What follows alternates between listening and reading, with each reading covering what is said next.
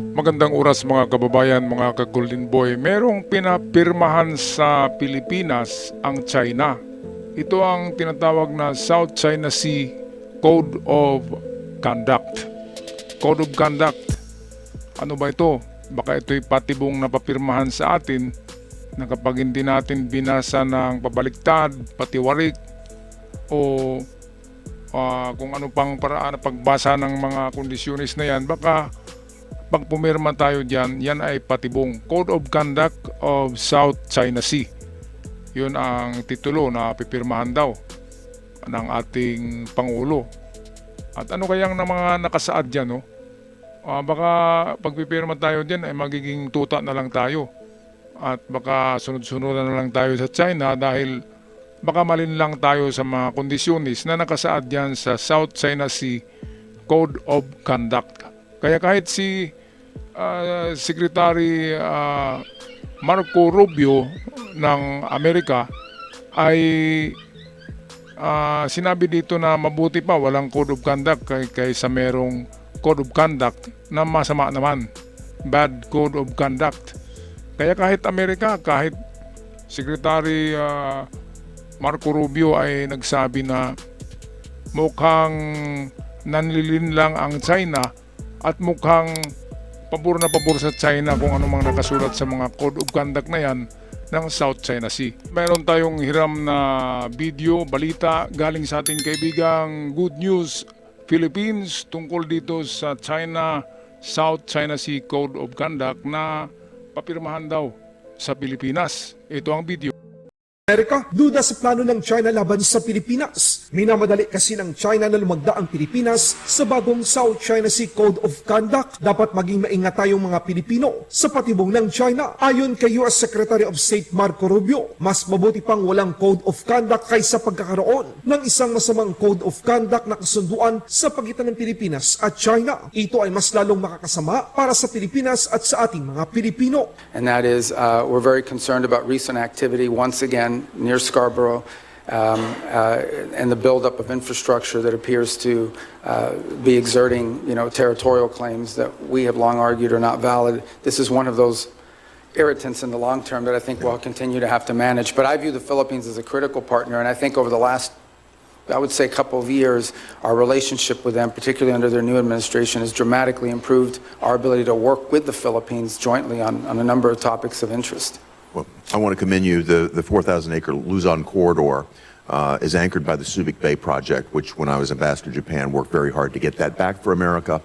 And I see that as a tremendous opportunity for us to deepen our economic ties. And, of course, that has, as you mentioned earlier, tremendous national security. Yeah, can I just add one point? There is, some desire during their chairmanship this year of ASEAN to reach a sort of code of conduct understanding in the Indo-Pacific. And while I understand that desire, I just want you to know, and perhaps many of you can help us in making this point, a bad code of conduct agreement is worse than no code of conduct agreement at all. And I think that's very important because they are under withering constant pressure in the region to agree to a code of conduct in the region that I think would be detrimental, would set a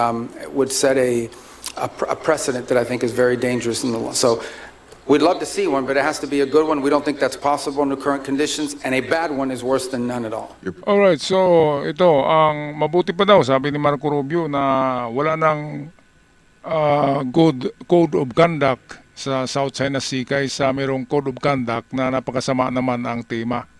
'Di ba? Lahat ay pressure at pananakot daw sabi ni Marco Rubio. Totoo naman, talagang pinipressure ang Pilipinas. Palagi tayong binubuli para pipirma tayo diyan sa code of conduct na 'yan. Meron akong nabalitaan na sa Pilipinas na parang si Gibo Teodoro ay gumawa rin ng code of conduct para sa China na pipirmahan ng China. Pero ayaw yata ng China pipirma. Sila ang gumawa ng sariling code of conduct nila na pabor sa kanila. At lahat ng kondisyonis doon ay baka meron pang kondisyon na wag na tayong mangingisda pa sa Scarborough Shoal or WPS para merong code of conduct. Parang mga maliit tayo na pupil, di ba? Para tayong mga estudyante na kindergarten na kailangan ng code of conduct. Sila yung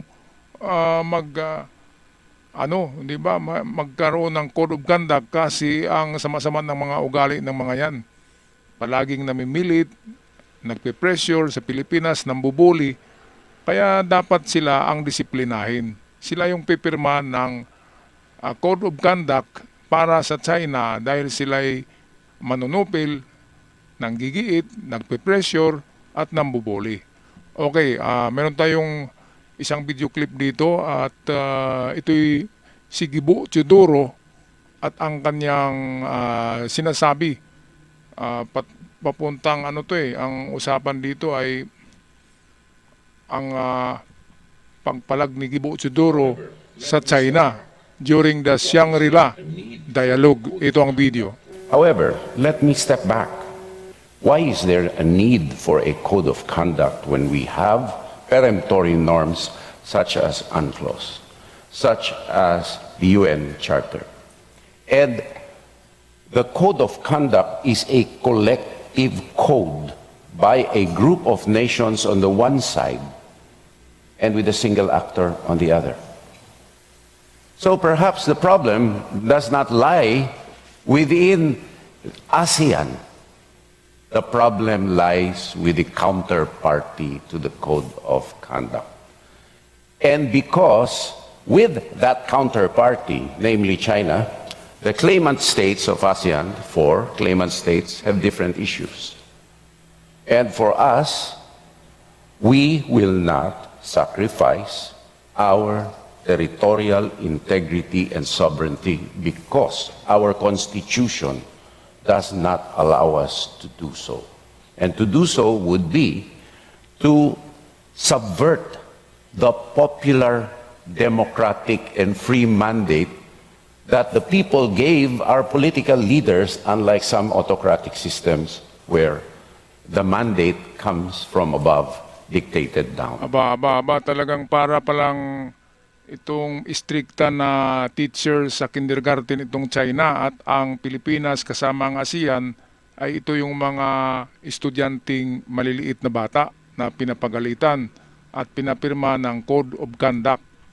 Ibig sabihin parang nagsasabi ang China na, umayos kayo diyan ha, huwag kayong kung ano-ano diyan, huwag kayong maniwala kay Gibo Teodoro sa pinagsasabi niyan. Parang ganun. Kaya yung South China Sea Code of Conduct ay ginawa pala yan ng China para mismo sa ASEAN countries na which is member ang Pilipinas. Kaya nagpahayag nga yung yung spokeswoman ng China, yung babaeng matandang matrona. Sabi niya ay si Gibo Teodoro ay isang lapastangan at persona non grata na sa China, hindi na makapunta sa China at kapag mayroong mga accounts siya sa China at negosyo ay kukunin ng China. Talagang napaka-animal ng China, mga kababayan. Kaya natawa na lang si Gibo Teodoro diyan dahil sabi niya wala naman akong negosyo at kailanman hindi daw siya pupunta sa China dahil ang pangit-pangit ng China.